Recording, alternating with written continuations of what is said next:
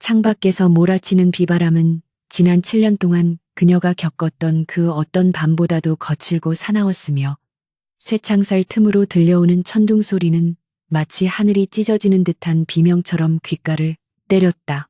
한서유는 곰팡이 냄새와 소독약 냄새가 뒤섞인 좁은 독방 침대 위에서 몸을 웅크린 채 고통스러운 호흡을 이어가고 있었는데 이곳은 세상에서 철저히 격리된 정신병원이자 그녀를 사회적으로 매장시키기 위해 만들어진 완벽한 감옥이었다. 매일같이 투여되는 고용량의 진정제로 인해 의식은 몽롱하고 사지는 물먹은 솜처럼 무거웠지만 오늘 밤은 기이하게도 폭풍우가 주는 전율 때문인지 아니면 운명의 장난인지 정신이 맑아지며 뼛속 깊이 사무치는 한기와 분노가 동시에 느껴졌다. 그녀의 몸에 남겨진 수많은 주사 자국과 멍들은 한때 한올그룹의 고귀한 후계자였던 여자가 어떻게 짐승보다 못한 취급을 받으며 무너져 내렸는지를 증명하는 잔인한 흔적들이었다.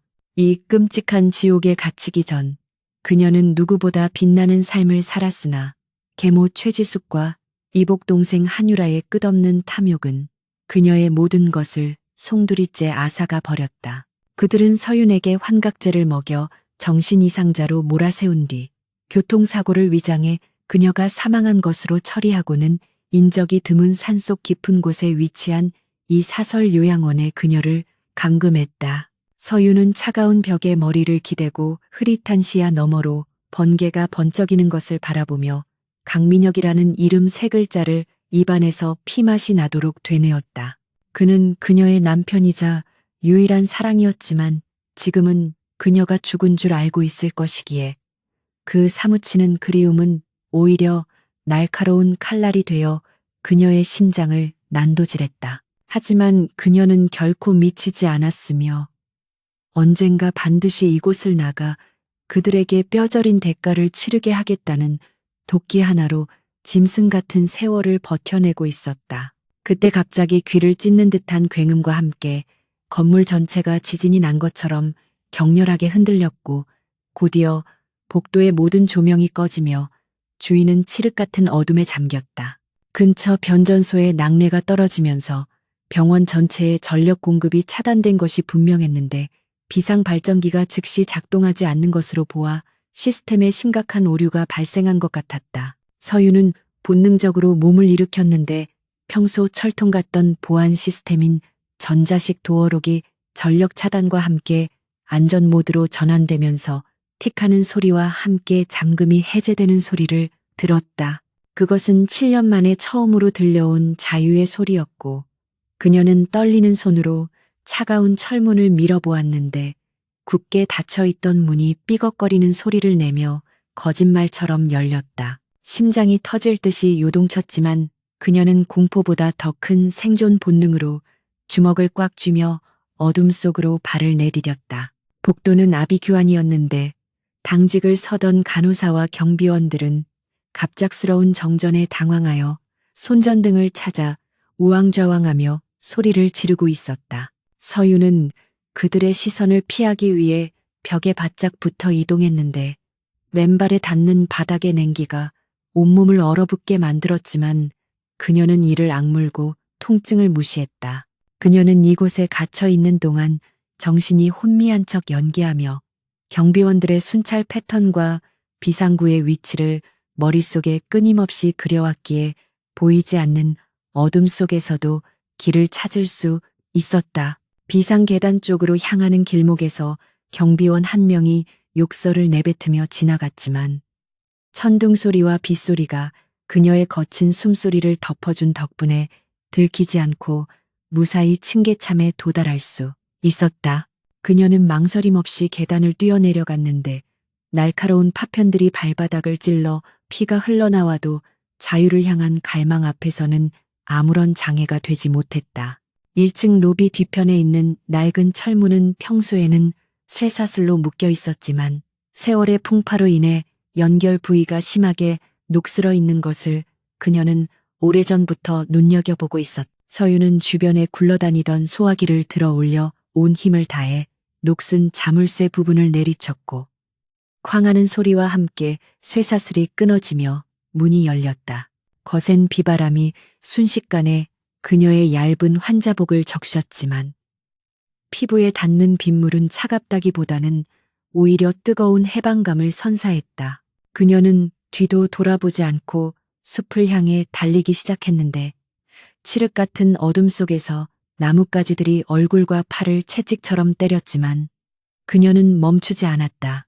쫓아오는 사람들의 고함 소리가 들려왔지만 빗소리에 묻혀 점차 희미해졌고 그녀는 오직 살아야 한다는 일념 하나로 험준한 산길을 미친 듯이 질주했다. 산길은 험난하기 그지없어서 빗물에 젖은 진흙 구덩이에 발이 빠지고 날카로운 바위에 무릎이 찢겨 나갔지만 서유는 고통을 느낄 겨를조차 없었다.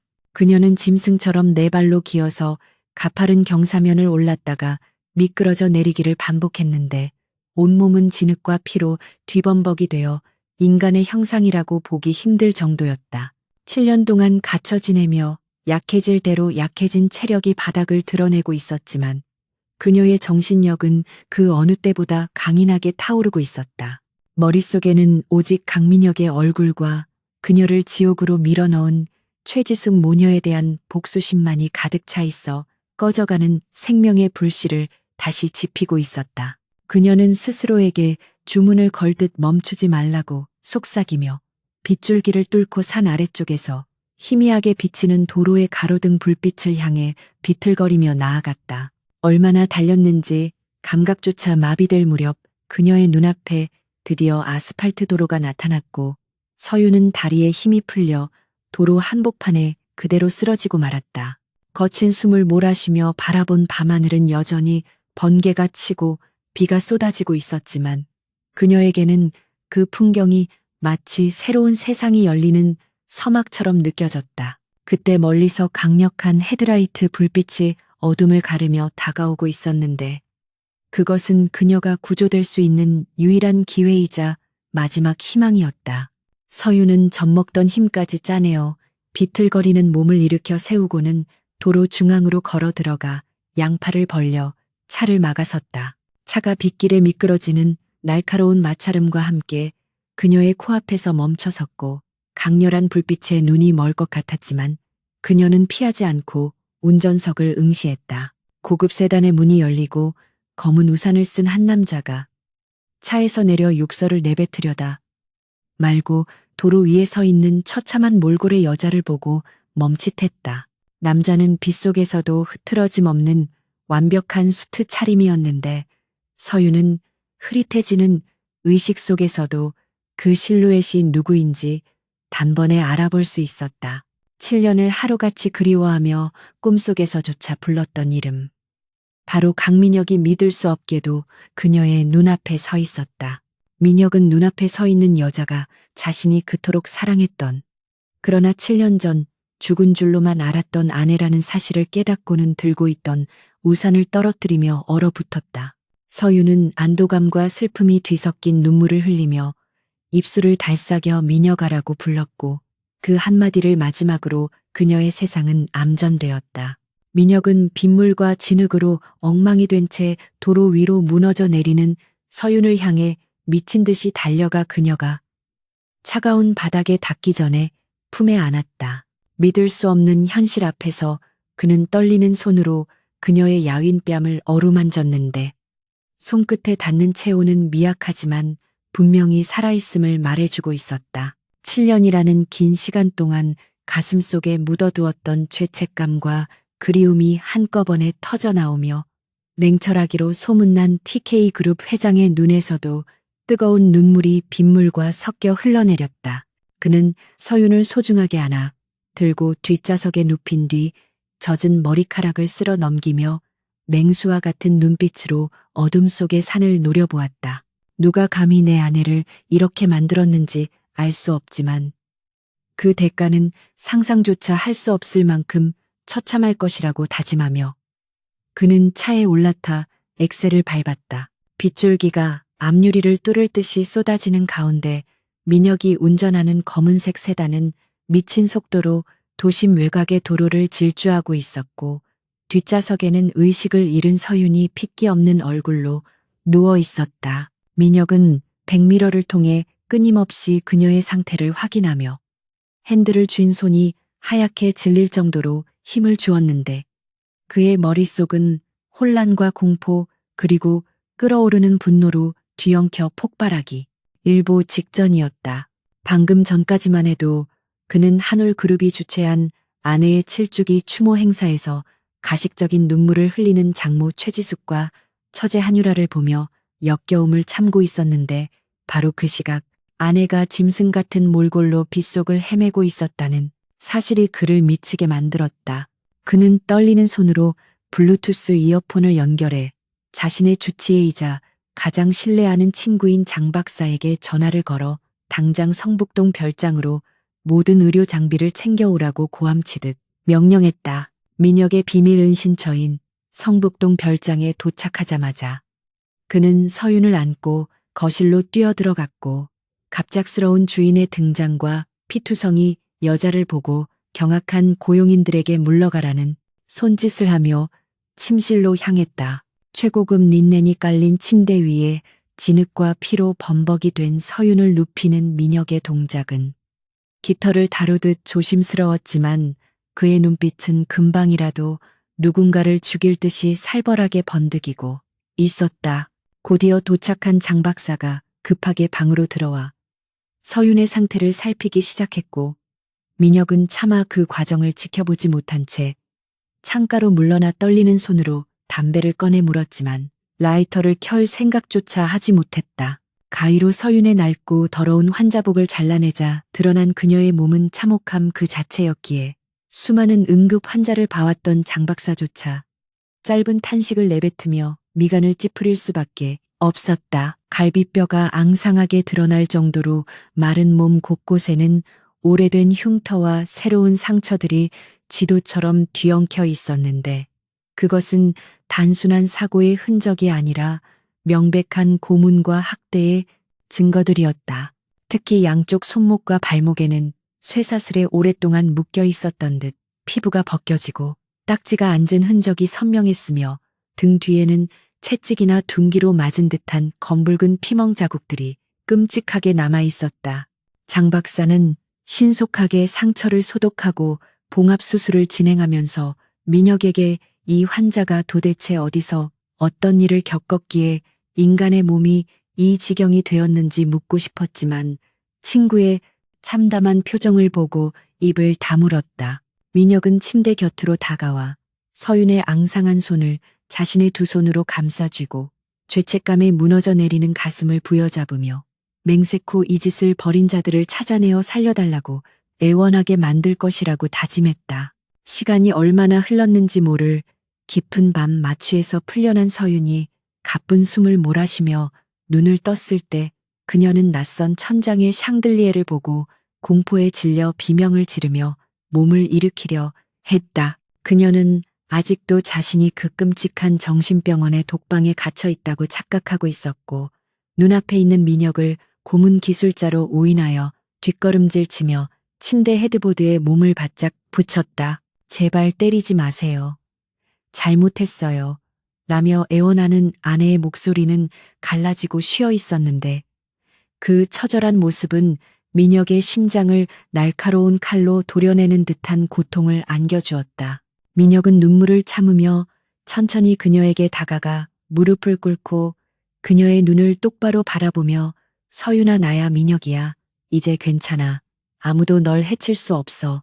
라고 끊임없이 속삭이며 그녀를 안심시키려 노력했다. 민혁의 따뜻한 목소리와 익숙한 체향이 서서히 서윤의 혼란스러운 정신을 현실로 불러들였고 그녀는 떨리는 손을 뻗어 남편의 얼굴을 조심스럽게 만져보았다.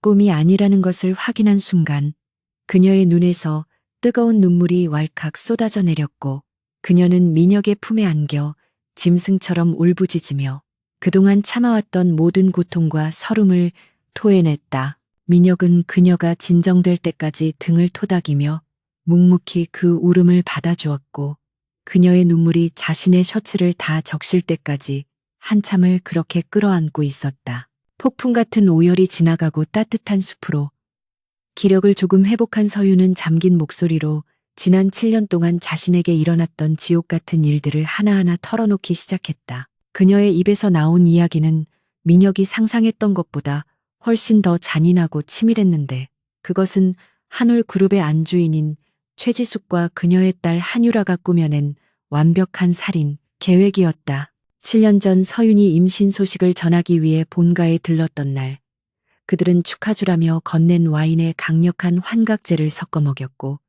정신을 잃은 그녀를 차에 태워 사고를 위장했던 것이다. 서윤이 뱃속의 아이를 잃고 피를 흘리며 깨어났을 때 그녀는 이미 지도에도 나오지 않는 사설 정신병원인 생크추어리의 지하 독방에 갇혀 있었고 세상에는 그녀가 사고 후유증으로 자살했다고 알려졌다. 최지숙은 주기적으로 병원을 방문해 서윤이 미쳐가는 과정을 즐기며 지켜보았고 한유라는 서윤의 지분을 가로채 그룹의 후계자 자리를 굳히는 동안 민혁에게는 슬픈 척 연기하며 접근해왔다는 사실을 털어놓았다. 서윤의 이야기를 듣는 내내 민혁의 표정은 차갑게 굳어 있었지만 그의 내면에서는 뜨거운 용암이 들끓고 있었고 주먹을 쥔 손톱이 손바닥을 파고들어 피가 배어나올 지경이었다.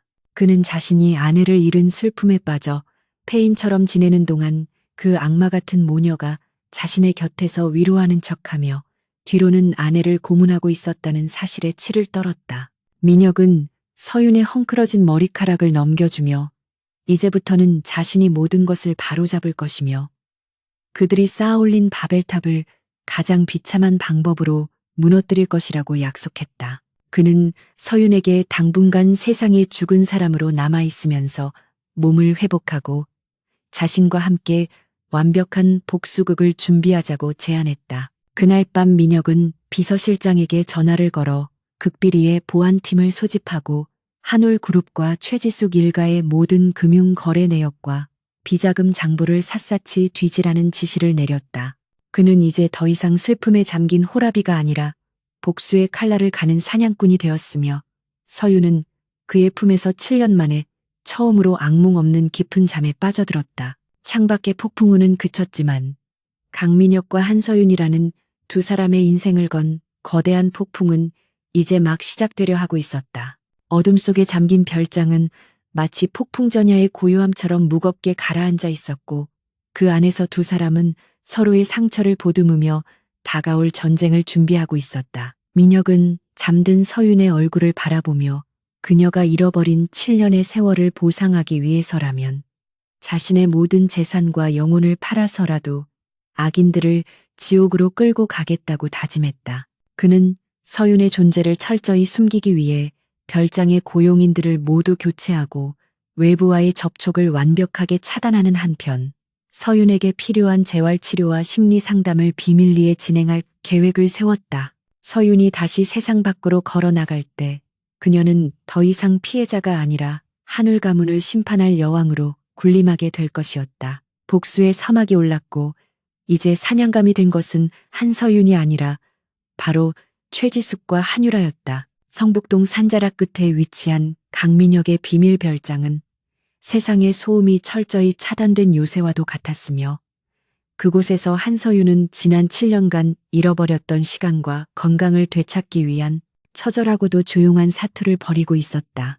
장 박사의 정기적인 왕진과 전문 영양사가 설계한 식단, 그리고 무엇보다 민혁의 헌신적인 보살핌 덕분에 서윤의 앙상했던 몸에는 조금씩 살이 붙기 시작했고 창백하다 못해 투명했던 피부에도 생기 있는 혈색이 돌기 시작했다. 그녀는 매일 아침 별장의 넓은 정원을 산책하며 굳어버린 근육을 풀어주었고 오후에는 서재에 틀어박혀 민혁이 구해다 준 지난 7년치의 신문과 경제 잡지 그리고 한올그룹의 내부 문건들을 탐독하며 세상의 변화를 따라잡기 위해 노력했다. 하지만 거울 앞에 설 때마다 마주해야 하는 몸 구석구석에 새겨진 흉터들은 여전히 그녀를 괴롭히는 고통스러운 기억의 파편들이었기에 그녀는 목욕을 할 때 불을 끄거나 거울을 천으로 가려두곤 했다. 민혁은 그런 서윤의 마음을 누구보다 잘 이해하고 있었기에 결코 서두르거나 재촉하지 않고 그저 묵묵히 그녀의 곁을 지키며 그녀가 스스로 트라우마를 극복할 수 있도록 기다려 주었다. 그는 퇴근하고 돌아오면 제일 먼저 서윤을 찾아와 그날 있었던 일들을 미주알고주알 이야기해 주었고, 밤이면 악몽에 시달리는 그녀의 손을 꼭 잡고 잠들 때까지 곁을 지켰다. 어느 날 저녁 샤워를 마치고 나온 서윤이 실수로 거울을 가려둔 천을 떨어뜨리고 자신의 등에 새겨진 채찍 자국을 보며 얼어붙어 있을 때 민혁은 조용히 다가와 뒤에서 그녀를 안아주었다. 그는 떨고 있는 그녀의 어깨에 입을 맞추며 이 상처들은 당신이 얼마나 강인하게 살아남았는지를 보여주는 증거라고 속삭였고, 그 따뜻한 위로에 서윤은 처음으로 자신의 상처를 피하지 않고 똑바로 마주할 용기를 얻을 수 있었다. 서윤이 건강을 회복해가는 동안 두 사람은 최지숙과 한유라가 쌓아올린 모래성을 무너뜨리기 위한 치밀한 전략을 세우기 시작했는데, 그 첫 단계는 철저한 정보 수집과 분석이었다. 민혁이 가져온 한울그룹의 재무제표와 이사회 회의록은 겉보기에는 화려한 성장을 자랑하는 듯했으나 서윤의 예리한 눈을 피할 수는 없었고, 그녀는 곧바로 장부 조작의 흔적들을 찾아냈다. 최지숙은 그룹의 주력 계열사인 한울건설의 자금을 빼돌려 자신의 친인척 명의로 된 유령 회사에 투자하고 있었으며, 한유라가 운영하는 패션 브랜드의 적자를 메우기 위해 불법적인 내부 거래를 일삼고 있었다. 서윤은 붉은 펜으로 문제의 항목들을 하나하나 체크하며 그들이 저지른 불법 행위들이 얼마나 대담하고 추악한지 확인했고, 이 모든 자료가 훗날 법정에서 그들을 파멸시킬 결정적인 증거가 될 것임을 확신했다. 민혁은 서윤이 분석한 자료를 바탕으로 TK그룹의 막강한 자본력과 인맥을 동원해 한울그룹을 경제적으로 고립시키는 작전명 그림자 사냥을 개시했다.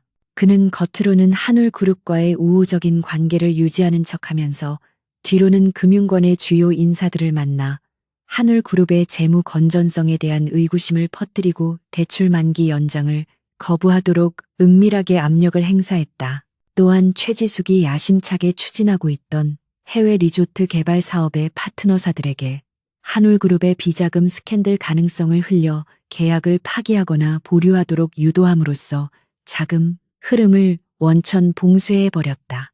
영문도 모른 채 갑작스러운 자금난에 직면하게 된 최지숙은 사방팔방으로 뛰어다니며 돈을 구하려 애썼지만 이미 민혁이 쳐놓은 거미줄에 걸려든 먹잇감처럼 발버둥 칠수록 더 깊은 수렁으로 빠져들 뿐이었다. 한편 한울그룹의 차기 회장으로 내정되어 있던 한유라는 자신의 브랜드 런칭쇼가 자금 부족으로 취소될 위기에 처하자 본사 재무팀장을 불러 잿더리를 집어 던지며 히스테리를 부렸다. 그녀는 어머니인 최지숙에게 전화를 걸어 당장 돈을 내놓으라고 소리를 질렀지만 최지숙 역시 은행권의 대출 거부로 인해 발등에 불이 떨어진 상태라 딸의 투정을 받아줄 여유가 없었다. 별장의 서재에서 도청 장치를 통해 이 모녀의 싸우는 소리를 듣고 있던 서윤은 차가운 와인잔을 손에 쥔 채 입가에 서늘한 미소를 띄었는데, 그것은 7년 전 자신이 당했던 고통에 비하면 그들이 겪고 있는 혼란은 시작에 불과하다는 것을 알고 있기 때문이었다. 민혁은 그런 서윤의 곁에 앉아 그녀의 잔에 와인을 채워주며 이제 일막이 시작되었을 뿐이니 너무 감정을 소모하지 말라고 부드럽게 조언했다. 하지만 복수의 쾌감과 별개로 서윤의 내면 깊은 곳에 자리 잡은 공포는 불쑥불쑥 튀어나와 그녀를 괴롭혔는데, 특히 비가 오고 천둥이 치는 밤이면 정신병원의 독방에 갇혀있던 기억이 되살아나 발작 증세를 일으키곤 했다. 폭풍우가 몰아치던 어느 날 밤 천둥 소리에 놀라 잠에서 깬 서윤은 극심한 폐소공포증과 공황 발작을 일으키며 숨을 쉬지 못해 괴로워하다가 침대 밑으로 기어들어가 몸을 웅크렸다. 잠기가 밝은 민혁은 즉시 일어나 서윤을 찾았지만 침대 위가 비어있는 것을 보고 당황하다가 침대 밑에서 들려오는 가느다란 신음소리를 듣고 바닥에 엎드렸다. 그는 억지로 그녀를 끌어내려 하지 않고 좁고 어두운 침대 밑으로 함께 기어들어가 그녀를 품에 안고 괜찮다고 속삭이며 그녀의 호흡이 진정될 때까지 한참 동안이나 불편한 자세로 곁을 지켰다. 이 사건 이후 민혁은 서윤을 위해 침실의 구조를 바꾸고 모든 창문에 방음 장치를 보강했으며 그녀가 언제든지 밖을 내다볼 수 있도록 통유리 창으로 된 개방형 거실을 주로 이용하도록 배려했다. 이러한 민혁의 세심하고 헌신적인 사랑은 서윤의 얼어붙었던 마음을 완전히 녹였고 두 사람은 부부라는 이름으로 묶인 법적인 관계를 넘어 서로의 영혼을 구원하는 진정한 동반자로 거듭나게 되었다. 서윤은 더 이상 민혁의 뒤에 숨어 보호만 받는 존재가 아니라 그와 어깨를 나란히 하고 적들과 싸울 준비가 된 전사로서의 면모를 갖추어 가고 있었다. 그녀는 민혁에게 자신을 한올그룹을 무너뜨릴 가장 날카로운 칼로 써달라고 부탁했고 민혁은 그녀의 손등에 키스하며 기꺼이 당신의 검이 되어주겠노라고 맹세했다.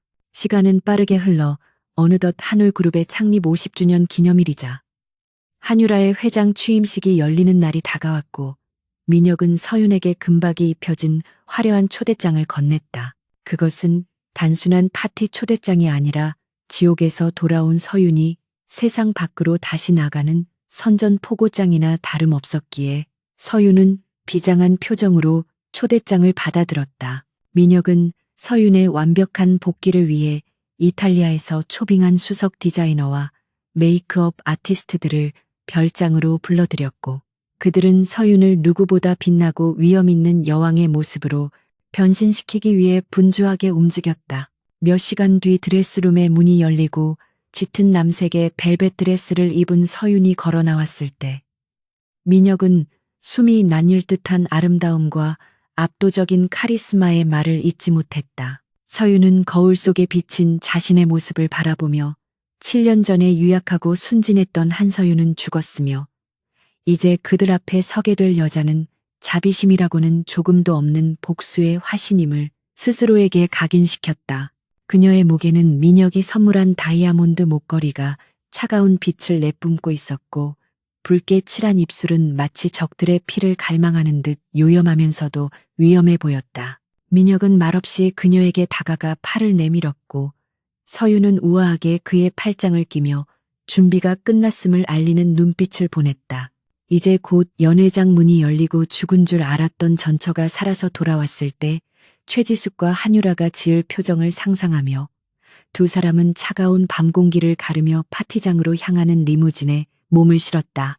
차창 밖으로 스쳐 지나가는 서울의 화려한 야경을 바라보며 서윤은 문득 7년 전 납치당하던 날 밤의 기억을 떠올렸지만 이제는 더 이상 두렵지 않았다. 그녀의 옆에는 세상 그 무엇보다 든든한 강민혁이 있고 그녀의 머릿속에는 그들을 파멸시킬 완벽한 시나리오가 들어있었기 때문이었다.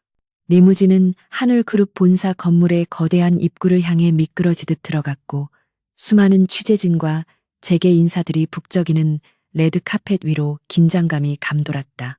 서윤은 깊게 심호흡을 하며 민혁의 손을 꽉 잡았고 민혁은 걱정 말라는 듯 그녀의 손을 따뜻하게 감싸주며 단호한 목소리로 이제 보여주자고 우리가 누구인지 속삭였다.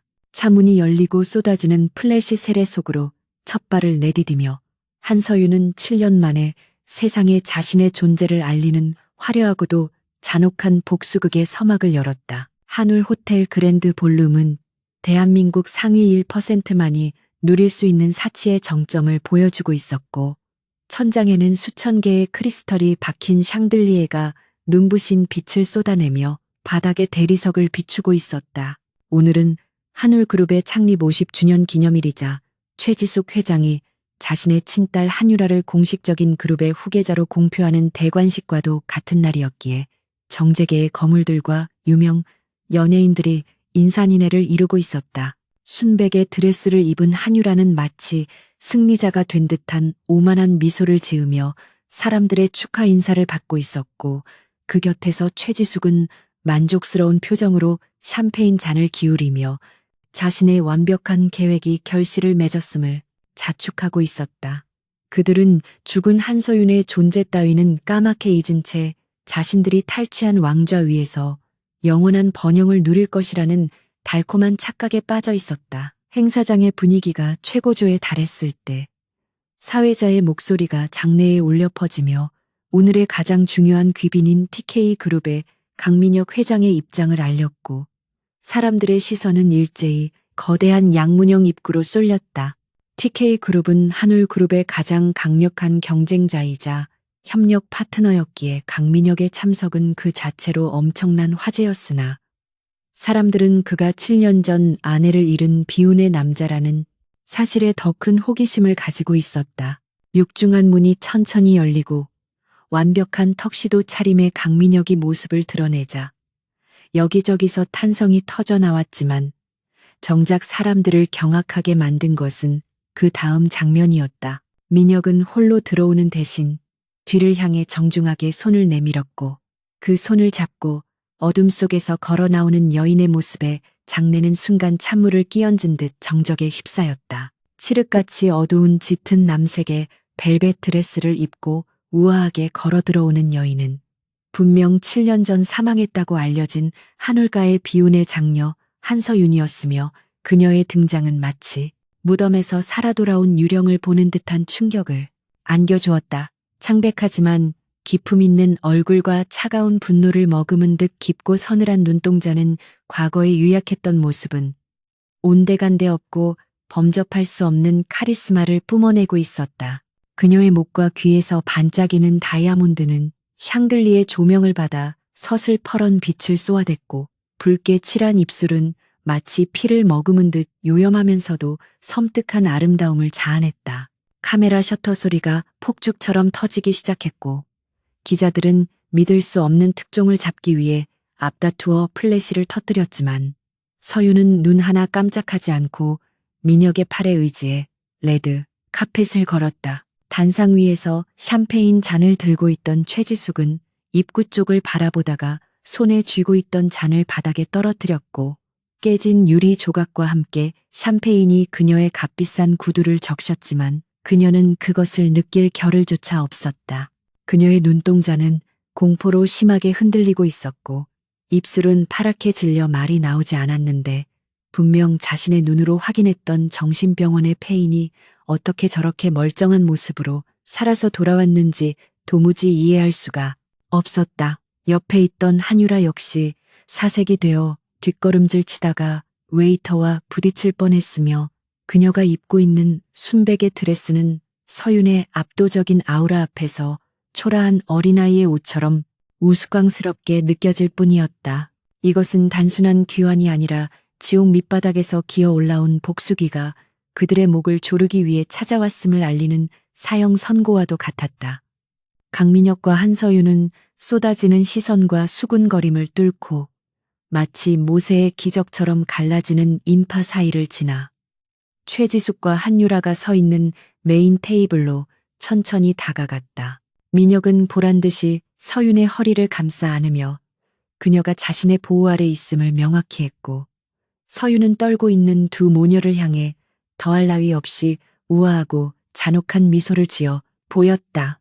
서윤이 그들 앞에 멈춰 섰을 때 주변의 공기는 팽팽하게 당겨진 활시위처럼 긴장감으로 가득 찼고 주변에 있던 사람들은 숨조차 제대로 쉬지 못한 채 이기이한 가족 상봉을 지켜보았다. 서윤은 고개를 살짝 기울이며 어머니 그리고 유라야 오랜만이에요 라고 입을 열었는데 그 목소리는 너무나 부드러워서 오히려 듣는 사람의 등골을 오싹하게 만들었다. 최지숙은 덜덜 떨리는 입술을 억지로 떼며 네가 어떻게 살아있어 죽은 줄 알았는데 라고 쉰 목소리로 내뱉었지만 그녀의 눈은 서윤의 뒤에 서 있는 강민혁의 서늘한 눈빛을 보고는 다시금 공포에 질려 입을 다물었다. 서윤은 여유로운 표정으로 샴페인 잔을 하나 집어들며 남편의 지극정성 덕분에 긴 요양 생활을 마치고 건강하게 돌아올 수 있었다고 태연하게 거짓말을 했다. 그녀는 이어서 오늘이 유라의 회장 취임 축하 자리라고 들었는데 언니로서 빈손으로 올 수가 없어서 이렇게 직접 축하해주러 왔다고 말하며 한유라에게 건배를 제의했다. 한유라는 눈앞의 여자가 진짜 한서윤인지 아니면 자신을 미치게 만들기 위한 환영인지 구분이 가지 않아 식은땀을 흘리며 아무런 대꾸도 하지 못한 채 멍하니 서 있을 뿐이었다. 민혁은 얼어붙은 분위기를 깨지 않으면서도 주위의 기자들과 귀빈들에게 들리도록 또렷한 목소리로 제 아내 한서윤이 긴 투병 생활을 끝내고 드디어 제 곁으로 돌아왔으니 앞으로 많은 격려와 축하를 부탁드린다고 공표했다. 이 말은 서윤의 귀환을 공식화함과 동시에 최지숙과 한유라가 그동안 서윤의 생존을 알고 있었음에도 은폐했다거나 혹은 그녀를 강제로 격리시켰다는 의혹을 불러일으킬 수 있는 영리한 수였다. 사람들은 수군거리기 시작했고 최지숙은 자신들을 향한 의심의 눈초리를 느끼며 이 상황을 어떻게 수습해야 할지 머리를 굴렸지만 이미 주도권은 완전히 민혁과 서윤에게 넘어가 버린 뒤였다. 서윤은 당황해하는 최지숙에게 다가가 귓가에 입을 대고 아주 작은 목소리로 어머니 제가 없는 동안 제 지분을 잘 관리해 주셔서 감사해요. 이제 주인이 돌아왔으니 돌려받아야겠죠. 라고 속삭였다. 그 속삭임은 최지숙에게 있어 그 어떤 고함보다도 강력한 타격이었는데 그것은 서윤이 기억을 잃은 것도 미친 것도 아니며 지난 7년간의 일을 모두 기억하고 있다는 명백한 증거였기 때문이었다. 서윤은 경악하는 최지숙을 뒤로하고 한유라에게 다가가 그녀의 옷깃을 매만져주며 회장 자리가 참 무거울 텐데 우리 유라가 그 무게를 감당할 수 있을지 걱정되네 라고 비꼬았다. 한유라는 서윤의 손길이 닿자 마치 뱀이 지나간 것처럼 소름이 끼쳐 몸을 움츠렸고 그 모습을 본 서윤은 만족스러운 듯 소리 없이 웃으며 뒤로 물러났다. 그녀는 물리적인 폭력을 쓰거나 소리를 지르지 않고도 단 몇 마디의 말과 눈빛만으로 두 악녀의 멘탈을 완벽하게 붕괴시켜버렸고 그들이 쌓아 올린 권위와 자존심을 바닥으로 끌어내렸다. 파티는 계속되었지만 최지숙과 한유라에게는 더 이상 축제가 아니라 감옥과도 같은 시간이 되었고 사람들의 축하 인사는 비웃음처럼 들렸으며 화려한 조명은 취조실의 불빛처럼 그들을 압박해왔다.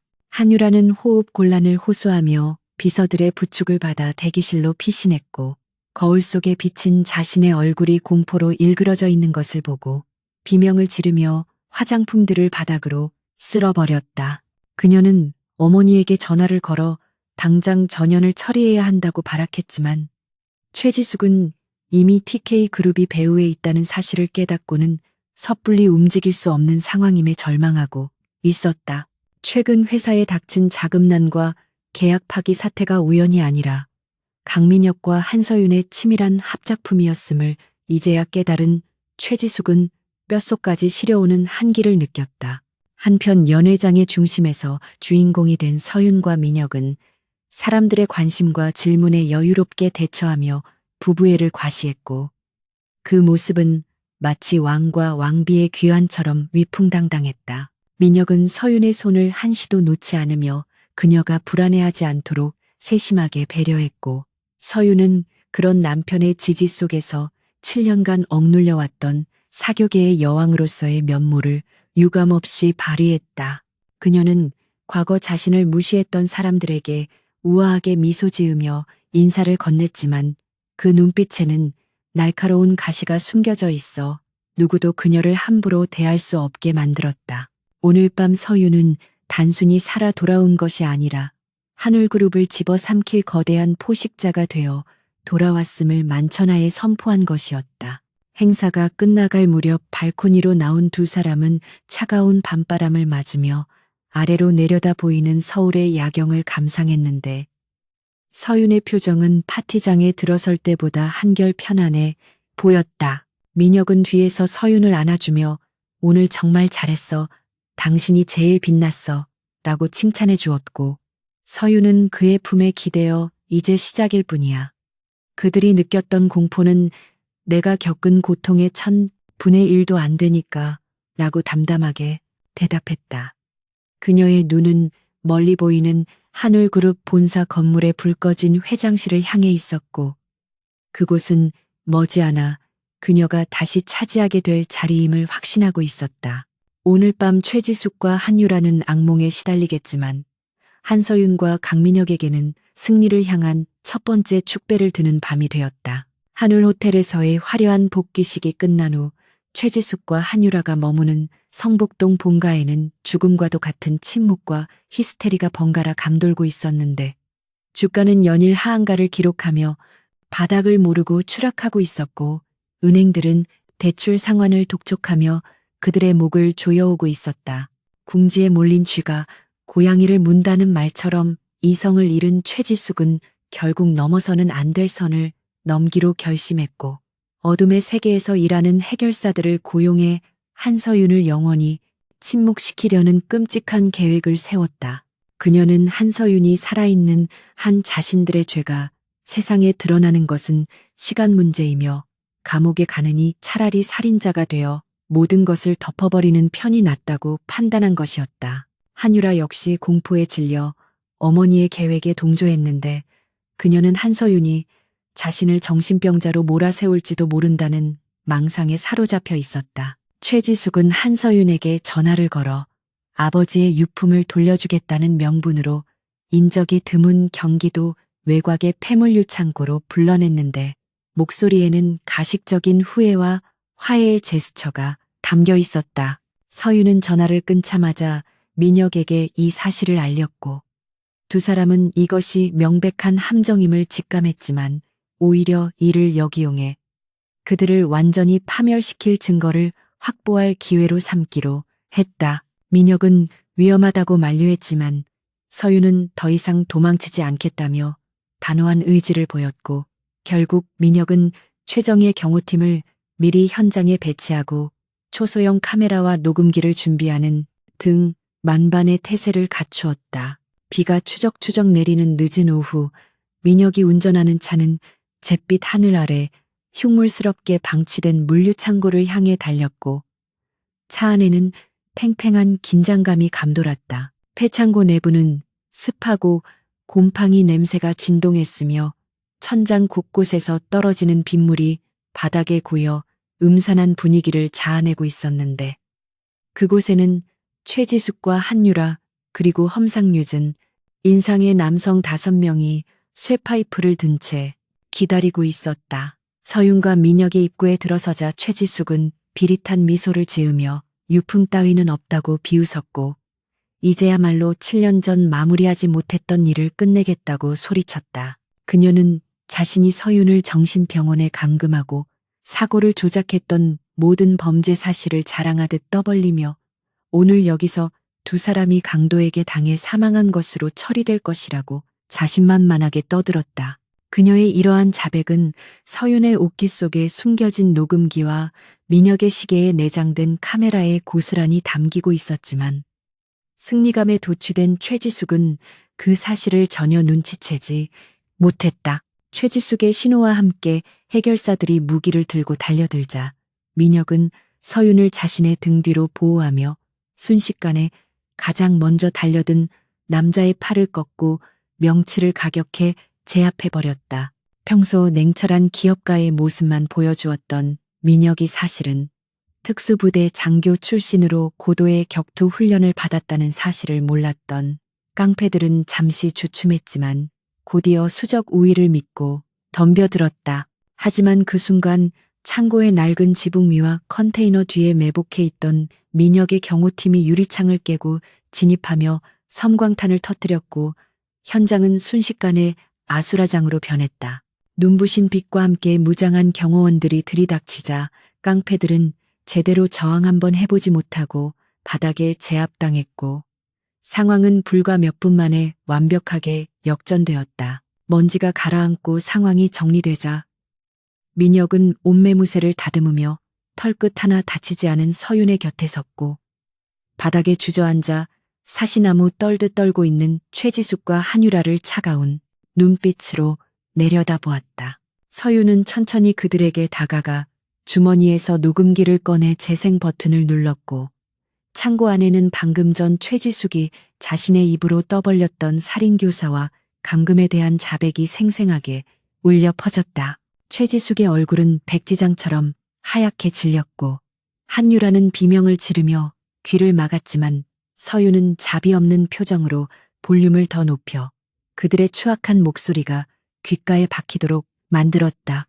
이것이 당신들이 판 무덤이라며 서유는 싸늘하게 말했고 이제 법의 심판대 앞에서 그 더러운 입으로 죄를 낱낱이 고백하게 될 것이라고 선고했다. 절망에 빠진 최지숙은 바닥을 기어 서윤의 다리를 붙잡고 제발 한 번만 살려달라고 애원하며 우리가 가족이 아니냐는 뻔뻔한 말을 내뱉었지만 서윤은 더러운 것을 털어내듯 발을 빼며 차갑게 외면했다. 7년 전 차가운 독방에서 살려달라고 울부짖던 자신을 비웃었던 그들이 이제 와서 가족이라는 단어를 입에 올리는 것 자체가 역겨웠고 서윤에게 남은 마지막 연민조차 사라져버렸다. 민혁은 경찰청장에게 직접 전화를 걸어 현행범들을 인계할 준비를 하라고 지시했고 곧이어 멀리서 들려오는 사이렌 소리가 빗소리를 뚫고 점점 가까워지기 시작했다. 한유라는 실성한 사람처럼 웃다가 울기를 반복하며 바닥을 긁어댔고 최지숙은 넋이 나간 표정으로 허공을 응시하며 자신들의 화려했던 제국이 무너져 내리는 소리를 듣고 있었다. 경찰차가 도착하고 수갑을 찬 최지숙과 한유라가 연행되어 가는 모습을 지켜보며 서유는 긴장이 풀린 탓인지 다리에 힘이 풀려 비틀거렸지만 민혁이 단단한 팔로 그녀를 지탱해 주었다. 7년이라는 긴 시간 동안 그녀를 담애고 있던 공포의 사슬이 드디어 끊어지는 순간이었고 그녀는 쏟아지는 빗속에서 비로소 참아왔던 눈물을 터뜨리며 민혁의 가슴에 얼굴을 묻었다. 민혁은 젖은 그녀의 등을 토닥이며 이제 모든 악몽은 끝났다고 위로했고 두 사람은 경찰차의 붉은 불빛이 사라질 때까지 그 자리에 서서 서로의 온기를 나누었다. 폐창고 밖으로 나오자 비는 서서히 그치고 구름 사이로 희미한 달빛이 비치기 시작했는데 그것은 마치 어둠이 걷히고 새로운 새벽이 오고 있음을 알리는 신호와도 같았다. 집으로 돌아오는 차 안에서 서유는 창밖을 바라보며 이제 남은 것은 무너진 한울그룹을 바로잡고 피해자들을 구제하는 일뿐이라고 생각하며 마음을 다잡았다. 그녀는 단순히 복수에서 그치지 않고 최지숙이 저지른 부정부패의 고리를 끊어내고 투명한 기업으로 다시 세우겠다는 경영자로서의 책임감을 느끼고 있었다. 민혁은 운전대를 잡은 손으로 서윤의 손을 꼭 잡으며 당신이 어떤 결정을 하든 나는 항상 당신 곁에서 힘이 되어줄 것이라고 약속했고 서윤은 그에게 감사와 사랑이 담긴 눈빛을 보냈다. 오늘 밤 그들은 사냥꾼이 쳐놓은 덫을 부수고 사냥꾼의 목덜미를 물어뜯는 데 성공했으며 이제 세상은 한서윤과 강민혁이 만들어갈 정의로운 파괴와 재건의 드라마를 목격하게 될 것이었다. 다음 날 아침 뉴스는 대한민국을 발칵 뒤집어 놓았는데 한울그룹 최지숙 회장과 한유라 사장의 청부 살인 미수 및 납치 감금 혐의가 대서특필되었고 그들이 현장에서 체포되는 영상이 전파를 탔. 서윤이 확보한 녹음 파일과 현장 영상은 결정적인 증거가 되어 그들은 빠져나갈 구멍 없이 구속 수사를 받게 되었고 한울그룹의 주가는 거래 정지 처분을 받았다.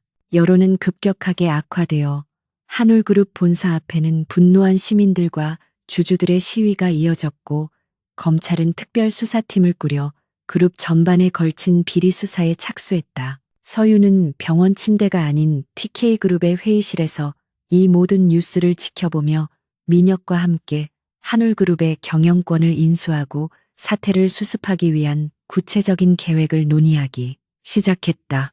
다음 날 아침 대한민국은 최지숙 회장과 한유라 사장이 긴급 체포되는 장면이 담긴 뉴스 속보로 발칵 뒤집혔고 한울그룹의 주가는 개장과 동시에 하한가로 직행하며 곤두박질 쳤다. 강민혁은 이 타이밍을 놓치지 않고 미리 준비해 두었던 금융 포위망을 좁혀오기 시작했는데 그는 TK그룹의 막강한 자본력을 동원하여 한울그룹의 채권을 모조리 사들인 뒤 즉시 상환을 요구하는 초강수를 두었다.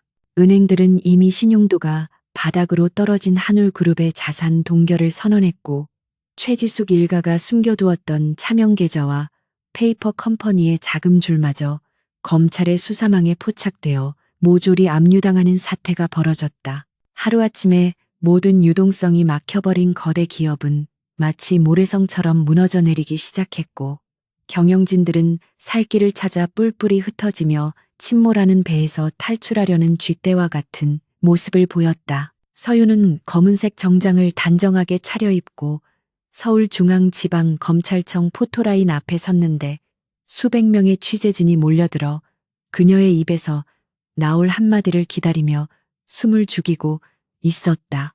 그녀는 떨지 않고 당당한 목소리로 지난 7년간 자신이 겪었던 감금과 학대의 진실을 세상에 폭로했고 최지숙이 자신의 친딸을 후계자로 만들기 위해 전처소생인 자신을 정신병자로 둔갑시켰다는 충격적인 사실을 낱낱이 밝혔다. 그녀가 제시한 증거 자료에는 불법 요양원의 진료 기록과 그녀가 강제로 투여받았던 약물의 리스트, 그리고 최지숙의 친필 서명이 담긴 입원 동의서가 포함되어 있어 누구도 반박할 수 없는 명백한 진실임을 증명했다.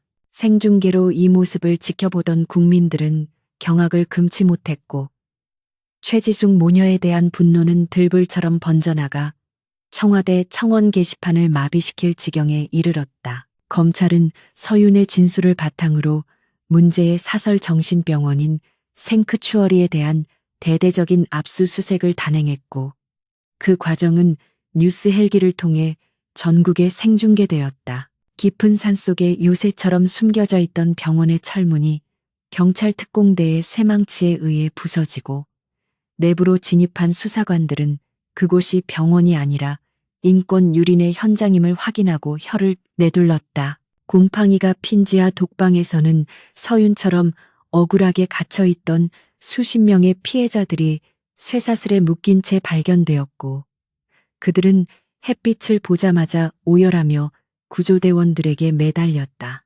원장은 비밀 금고에 있던 현금 다발을 챙겨 뒷문으로 도망치려다 잠복해 있던 형사들에게 붙잡혀 수갑이 채워졌고 병원의 이중 장부에서는 최지숙으로부터 정기적으로 거액의 뇌물을 받은 내역이 쏟아져 나왔다. 구치소 독방에 수감된 최지숙은 화려했던 명품 옷 대신 칙칙한 수의를 입은 채 넋이 나간 사람처럼 벽을 응시하고 있었는데 그녀의 자존심은 차가운 시멘트 바닥 위에서 산산조각이 나버렸다. 변호인단조차 여론이 너무 악화되어 변호를 포기하겠다며 사임계를 제출하고 떠나버리자 그녀는 비로소 자신이 철저하게 고립되었음을 깨닫고 공포에 떨기 시작했다. 옆방에 수감된 한유라는 밤새도록 소리를 지르며 어머니를 원망했는데 그녀는 이 모든 계획이 엄마 때문이라며 자신은 억지로 시키는 대로 했을 뿐이라고 악을 쓰며 책임을 전가하려 했다. 한때는 끈끈한 공범 관계였던 모녀가 이제는 서로의 목을 조르는 적이 되어 추악한 밑바닥을 드러내는 모습은 그들을 지켜보는 교도관들조차 고개를 저을 정도로 비참했다. 민혁은 서윤과 함께 한울그룹 본사에서 열린 긴급 이사회에 참석했는데 회의실의 공기는 무겁게 가라앉아 있었고 최지숙의 측근이었던 이사들은 서윤의 눈을 피하며 고개를 숙이고 있었다. 민혁은 주주총회의 의결권을 위임받은 대리인 자격으로 단상에 올라 현재의 경영 위기를 타개하기 위해 기존 경영진의 전원 해임과 한서윤의 회장 취임을 안건으로 상정했다. 반대파 이사 한 명이 벌떡 일어나 경영권 방어를 운운하며 반발했지만 민혁은 차가운 미소를 지으며 그 이사가 횡령한 공급 내역이 담긴 서류 봉투를 테이블 위에 던져주었다. 순식간에 회의장은 조용해졌고 더 이상 아무도 이의를 제기하지 못하는 상황 속에서 한서윤의 회장 추대 안건은 만장일치로 통과되었다. 새로운 회장이 된 서윤은 취임사 대신 짧고 단호한 어조로 한울그룹의 썩은 환부를 도려내고 완전히 새로운 기업으로 다시 태어날 것임을 선언했다. 그녀는 최지숙 일가가 부정하게 축제한 재산을 모두 환수하여 피해자 배상과 사회 환원에 쓸 것이며 투명한 경영 시스템을 도입해 다시는 이런 비극이 일어나지 않도록 하겠다고 약속했다. 그녀의 카리스마 넘치는 모습에 직원들은 기립 박수를 보냈고 7년 전 유약했던 소녀가 강인한 리더가 되어 돌아온 모습에 감격한 원로 임원들은 눈시울을 붉히기도 했다.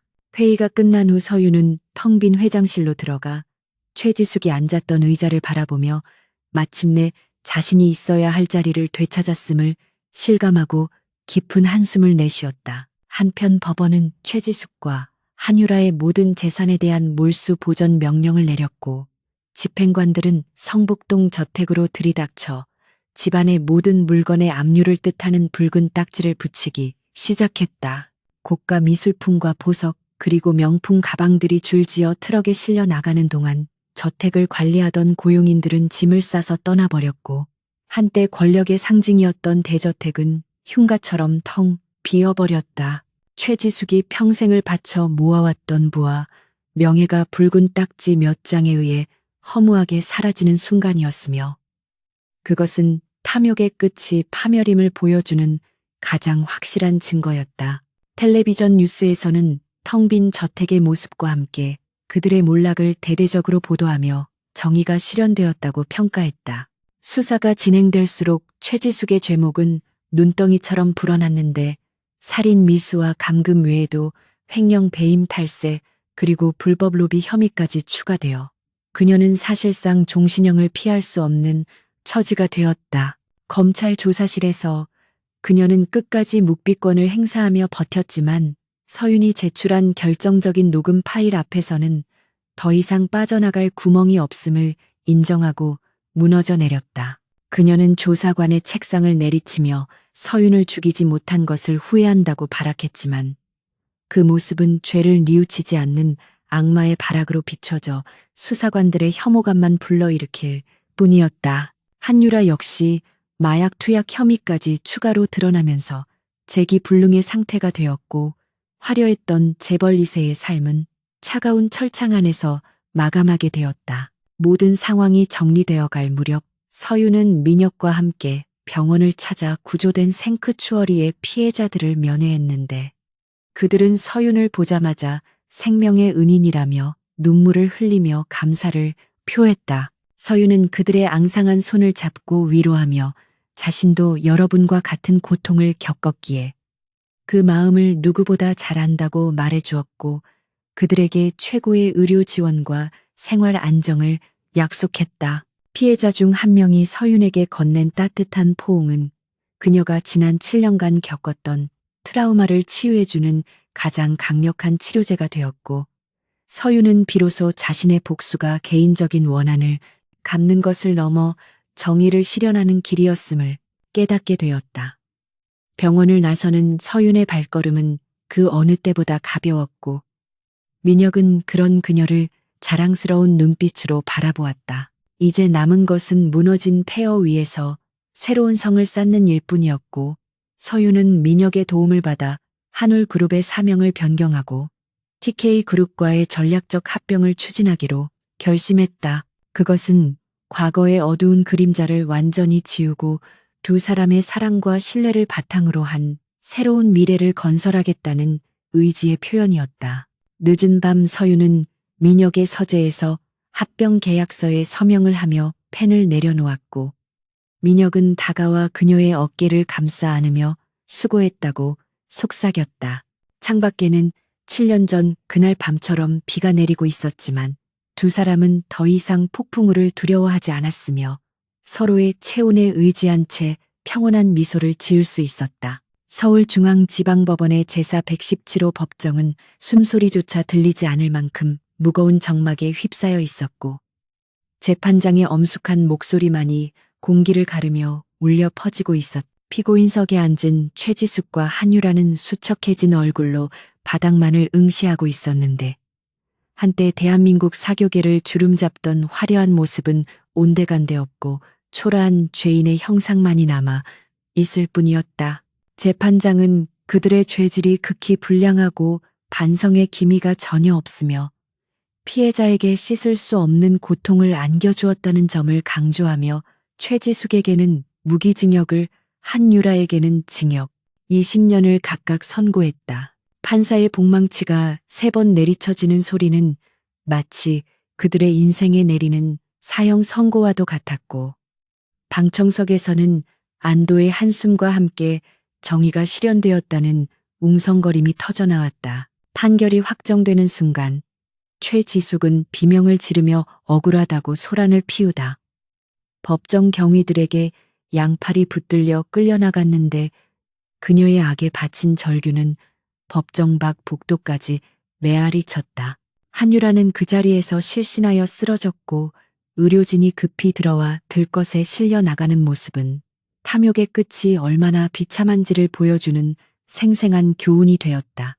방청석 맨 앞줄에 앉아 이 모든 광경을 지켜보던 한서유는 표정의 변화 없이 조용히 눈을 감았다가 뜨며 깊은 숨을 내쉬었다. 그녀의 손을 꼭 잡고 있던 강민혁은 따뜻한 체온으로 그녀를 위로했고, 서유는 비로소 가슴 한구석을 짓누르던 거대한 바위가 사라진 듯한 해방감을 느낄 수 있었다. 재판이 끝나고 법원 청사를 나서는 두 사람 앞에는 수많은 취재진이 기다리고 있었지만, 서유는 피하지 않고 당당하게 마이크 앞에 섰다. 그녀는 오늘부로 한울그룹이라는 이름은 역사 속으로 사라질 것이며, TK그룹과의 합병을 통해 완전히 새로운 기업으로 거듭날 것임을 공식적으로 선언했다. 또한 그녀는 최지숙 일가로부터 환수한 천문학적인 금액의 범죄 수익금 전액을 범죄 피해자 지원 재단과 소외계층을 위한 장학 재단 설립에 기부하겠다고 밝혔다.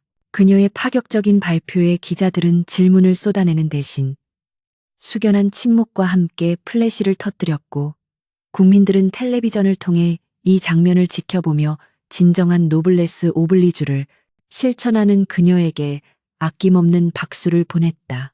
며칠 후 서울 도심의 랜드마크였던 한울그룹 본사 건물의 외벽에서는 거대한 한울 로고가 크레인에 의해 철거되는 작업이 진행되고 있었다. 육중한 강철 간판이 밧줄에 묶여 바닥으로 떨어지며 쿵하는 소리를 냈을 때, 서유는 회장실 창가에서 그 모습을 내려다보며 지난 7년간의 악몽도 저 간판과 함께 산산이 부서져 내리기를 기도했다. 이제 그 자리에는 TK와 한울이 하나가 되었음을 상징하는 새로운 엠블럼이 걸릴 것이며, 그것은 과거의 부정부패를 청산하고 투명하고 정직한 경영을 하겠다는 서윤과 민혁의 굳은 의지를 보여주는 상징물이 될 것이었다.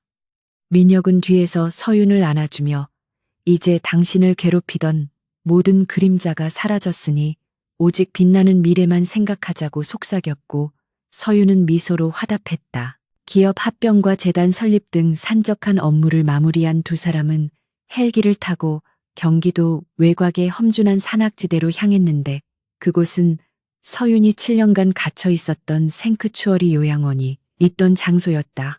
이미 철거 작업이 시작되어 흉물스러웠던 감옥 같은 건물은 반쯤 무너져 내린 상태였고, 포크레인들이 굉음을 내며 남은 벽들을 부수고 있었다.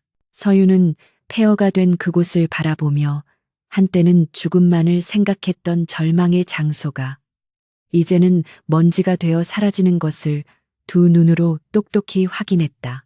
그녀는 민혁에게 이 자리에 트라우마 치유센터를 건립하여 자신처럼 고통받은 사람들이 마음의 상처를 회복하고 다시 세상으로 나갈 수 돕는 희망의 공간으로 만들고 싶다는 뜻을 전했다. 모든 과거의 굴레를 벗어던진 두 사람은 둘만의 시간을 갖기 위해 10년 전 처음으로 데이트를 했던 동해안의 한적한 해변을 찾았다. 겨울 바다의 차가운 바람이 코끝을 스쳤지만 두 사람이 맞잡은 손의 온기는 그 어느 때보다 뜨거웠고, 끝없이 펼쳐진 수평선 위로 붉게 타오르는 석양이 장관을 이루고 있었다. 서유는 모래사장 위에 멈춰서서 민혁을 바라보며 7년이라는 시간을 잃어버린 것이 아니라 우리 사랑이 얼마나 견고한지 확인하기 위한 실현의 시간이었던 것 같다고 고백했다. 민혁은 서윤의 머리카락을 넘겨주며 앞으로 남은 평생 동안 매일매일 그 잃어버린 시간을 몇 배의 행복으로 채워주겠노라고 맹세했다. 파도 소리가 잔잔하게 배경음악처럼 깔리는 가운데 두 사람은 서로를 깊이 포옹하며 오랫동안 말없이 서 있었는데, 그 모습은 마치 한 폭의 그림처럼 아름다웠다. 이제 그들 앞에는 복수도 증오도 없는 평범하고도 소중한 일상만이 기다리고 있었고, 그들은 서로의 상처를 보듬어주는 치유자가 되어 함께 걸어갈 것이었다. 서유는 수평선 너머로 사라지는 태양을 바라보며 비로소 마음속 깊은 곳에서 우러나오는 진정한 평화를 느꼈고, 입가에는 7년 만에 가장 환하고 아름다운 미소가 번졌다. 어둠이 내린 바다 위로 별들이 하나둘 떠오르기 시작했고, 그것은 강민혁과 한서윤의 새로운 인생을 축복하는 찬란한 등불이 되어 그들의 앞길을 비추고 있었다.